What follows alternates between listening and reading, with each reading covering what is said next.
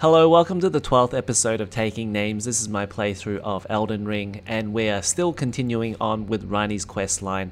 And this actually will be the last episode on Ranni's questline. We're in Ainsel River, Maine, and we're going to collect this doll, this miniature Ranni doll, which we will use in a second. But there is this initial part of Ainsel River, Maine that we have to get through, and it's not that tricky. There's a few monsters here and there, most of them pretty standard stuff. There is one big ant though, the one with the helmet head, which I've often found difficult because they're hard to get around them, and if you fight them front on, they're very difficult to fight, so I would just not bother with them at all. Now, you're going to get to Nokstella Eternal City, and unfortunately, I didn't take that much footage here. I forgot to press the record button, but there is this pretty cool section where there are a bunch of these mimic tier-like enemies that are just walking down the stairs, and you really don't have to do anything. This is a pretty good spot to farm as well, where you can get about 6,000 to 7,000 runes just from standing there. You just have to hit one of them, and then they're gonna electrocute all the other ones. Nokstella Eternal City is a really gorgeous area full of beautiful architecture everywhere. I just wish I took a bit more footage, but there's quite a bit of exploring to do. It's a fairly large city, but you're going to come down this lift here down to Ainsel River, Maine, and at the site of grace you're going to use that miniature Ranni doll until she actually starts to talk. She's going to ask you to defeat the Baleful Shadow, which is obviously a shadow of Blaidd, the half-man, half-wolf character who was her bodyguard. But it's really interesting what Baleful means. I didn't actually know what Baal meant, but actually it means evil. So all you Christian Baal fans, Baal means evil. And Blaidd in Old Welsh actually means a sea monster. So there you go. Now, after the Baleful Shadow, we need to take a lift down to the Lake of Rot, and if you thought Caelid had a lot of Scarlet Rot, well, you haven't seen anything yet. We need to use a few tricks up our sleeve to get rid of this Scarlet Rot. But first things first, there are a few pillars here with a button, and you can depress down on the button, which will reveal some islands which will help you get around the Lake of Rot. You still have to traverse into the Lake of Rot, but those islands make it a little bit easier, especially to fight this Dragonkin soldier. Now, once again, I didn't take too much footage down here. I forgot to press the record button again. But as you can see, I was using a finger seal with the Flame Cleanse Me incantation, and that helps me remove all of my Scarlet Rot. Once you get comfortable with the Scarlet Rot and using the Flame Cleanse Me incantation, you can explore the area for some items. There's some Somber Smithing Stones, level 8, which is pretty cool. There was supposed to be a level 9 one as well, but I never found it. But eventually you're going to want to make your way into this building, which is called the Grand Cloister.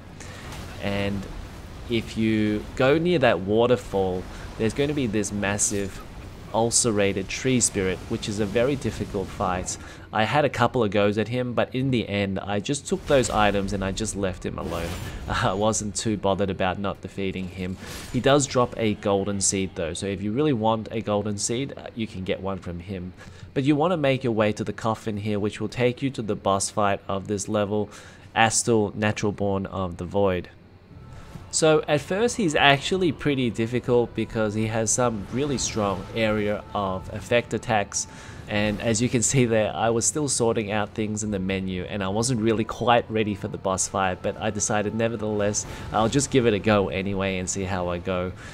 And usually that's how it is with me for the first boss fight. I will just see what their attacks are and then see how long I can last and what kind of improvements I need to make. Most of the time with these big bosses, you can actually just situate yourself underneath them, and even though you have got a stomp to deal with, most of the time you have eliminated the big swipe that they often quite do, so you can kind of trade blows with them. So with Astel, he has a couple of big area effect attacks that cause explosions like this one, but with those you can just get back up and then just use your health potions. And then if you can try to avoid those area effect attacks and then go straight back in to hit him, he actually has quite a bit of time in between his area effect attacks, so you can definitely get some hits in there. And as you can see, I got pretty lucky there. His pincers do quite a lot of damage, but I guess I was a bit too close to his head for him to actually hit me with his pincers.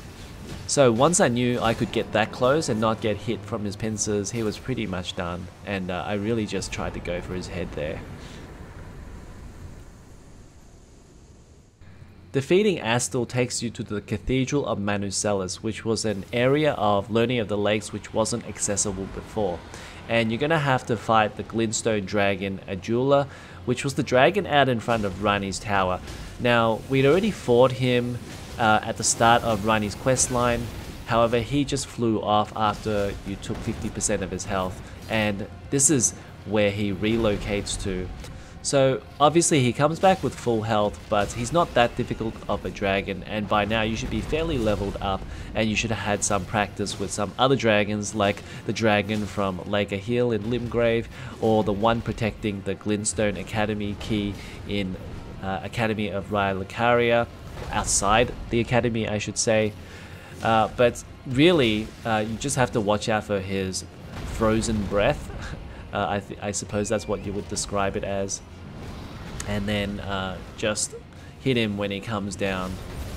In terms of dragons, I would probably say that the Caelid dragon was the strongest. I think it's called Decaying Exus, and then also the Lich dragon Fortizax that we fought in the End of Deeper Depths was also one of the more difficult dragons, but this one doesn't have enough attacks or isn't strong enough really. So after that, then you're going to go into the cathedral and you're going to fall down this hole to continue on Ranni's questline. And obviously there are some spoilers here because we're finishing up this questline. I do think it's super cool that once you come out of the cave, you're back in Learning of the Lakes. And I do like how it's all connected. Now, one thing about Elden Ring is that you never quite know when your questline is going to finish, and certainly that is the case here because you got to come back to Ranni's tower because here Blaidd the half-wolf is waiting for you. And I guess in terms of story, he can't really believe that somebody else has been able to fulfill Ranni's wishes and it's not him, so he is just in a massive fit of rage and jealousy, and he wants to have a piece of you. And of course I was like, if you want a piece of me, come and get it, because there's no way you're going to beat me, especially now that I'm super over leveled and overpowered. So the game obviously gives you some advantages because you just fought the Baleful Shadow, and Blaidd has pretty much the same moves as he does. He does have a couple of extra moves here, but he doesn't pull them out that much. And I do think they should have made this fight a little bit harder because that would have been more epic, and that would have been a nice close to the end of Ranni's questline. But honestly, I don't feel too sorry for Blaidd because he brought this onto himself, because he helped you throughout Ranni's questline. He helped you down in Siofra River, and he helped you defeat some bosses as well. And I gotta say, like, if he didn't want you to fulfill Ranni's questline, he probably shouldn't have bothered helping you out. And there you go, that's the end of Blaidd the Half-Wolf and also Ranni's questline. It took us 4 or 5 episodes to get there, but we finally did it, and wow, what a ride that was. That's got to be one of the most epic side stories in a game yet. So that about does it for this one. If you like this video, make sure to hit the like button, subscribe to the channel for more videos like this, and I'll see you in the next one.